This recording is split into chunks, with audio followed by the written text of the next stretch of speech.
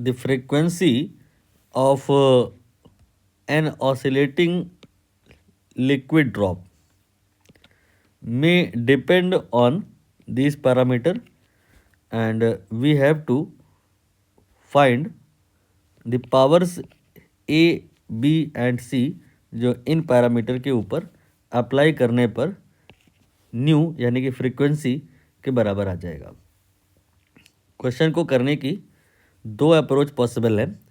एक तो पुराने ज़माने की ट्रेडिशनल अप्रोच, वो क्या होती है कि जो ये रिलेशन है आपने इसको ही रिकंसीडर कर लेना है और फिर यहाँ पे वैल्यू पुट कर देनी है।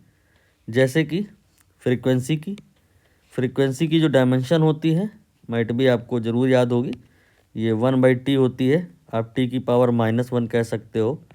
इसकी डायमेंशन रख दो, उसकी पावर a कर दो, इसकी डायमेंशन रख दो, उसकी पावर b कर दो, इसकी रख दो, पावर c कर दो। इक्वेशन बना लो, सॉल्व कर लो, ABC आ जाएगा, वही आंसर होगा। ये ट्रेडिशनल अप्रोच है। बाकी एग्ज़ाम में हम लोग हमेशा ऐसी अप्रोच पर फोकस किया करते हैं जो समय बचा ले और क्वेश्चन जल्दी भी हो और ट्रिक से भी हो और फील भी आए आपको और कंसेप्ट भी बूस्ट हो और मिलते जुलते क्वेश्चन भी कवर हो जाएं। तो इस तरह से फिर नहीं करेंगे आप। आपको फ्रीक्वेंसी ऑफ स्प्रिंग पेंडुलम का फार्मूला याद करना है। टाइम पीरियड का तो याद ही होगा, t बराबर 2π√m/k होता है। तो फ्रीक्वेंसी का इसी का रेसिप्रोकल हो जाएगा √k/m। आप सोच रहे होगे 2π कहाँ गया, तो डायमेंशन के पॉइंट से बात करें तो 2π नहीं लिखा जाता है क्योंकि ये डायमेंशनलेस है। Now we will talk about mass by volume. क्या ये कुछ होता है? आइडिया होगा आपको, ये डेंसिटी होता है।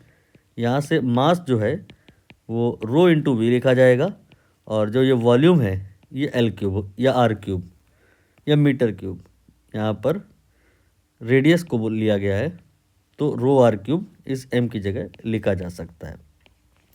बाकी ये जो k है ये स्प्रिंग कांस्टेंट है। ये स्प्रिंग कांस्टेंट सरफेस टेंशन के ही बराबर होता है। ये कैसे पता चल गया? दरअसल आपको आइडिया होगा F = kx होता है, तो स्प्रिंग कांस्टेंट जो k होगा दैट विल बी F/x, मतलब force per unit length. Surface tension भी यही होता है, फोर्स पर यूनिट लेंथ। तो यहाँ पर आप एक्सपेक्ट कर सकते हो एक relation F = S then ρ/r3। Now इसको हमें अल्टीमेटली इससे कंपेयर करना है, तो थोड़ा और रीअरेंज करेंगे। तो जो F आएगा, सबसे पहले हम R की नेट पावर पे टारगेट करेंगे। तो न्यूमरेटर में आएगा तो -3 और अंडर रूट भी है तो -3/2 हो गया। आंसर तो इतने से नहीं, अभी और करना पड़ेगा। यहाँ पे अब हम बात करेंगे दूसरे नंबर पे डेंसिटी है। ये जो डेंसिटी है इसकी जो वैल्यू यहाँ से आएगी दैट विल बी -1/2, ये हो गया। और इसके बाद इस सरफेस टेंशन इसकी पावर 1/2 आएगी। तो फाइनली -3/2, -1/2 एंड 1/2। ऑप्शन ए में ऐसा ही दिया है, तो बस यही ऑप्शन यहाँ पे सही है।